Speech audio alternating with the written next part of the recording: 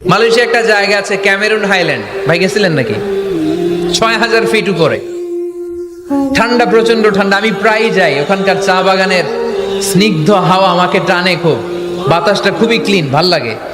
ওই Cameroon হাইল্যান্ডে ৬,০০০ fit উপরে ওরা করেছে ফুলের বাগান, ফলের বাগান, চায়ের বাগান, স্ট্রবেরির বাগান, মধুর চাষ করে।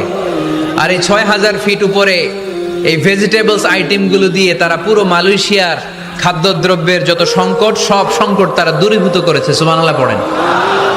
তো ওনারা পাহাড়ের উপর চাষ করে, আর আমরা সমতল জায়গায় চাষ করতে চাই না। চাষাবাদ করতে আমাদের লজ্জা লাগে। কি লাগে? যুবক ভাইয়েরা, কাজে কোনো লজ্জা নেই। কাজে কি নেই? পরিশ্রমে লজ্জা নেই। লজ্জা হচ্ছে অলসতায়, লজ্জা হচ্ছে অকর্মণ্যতায়।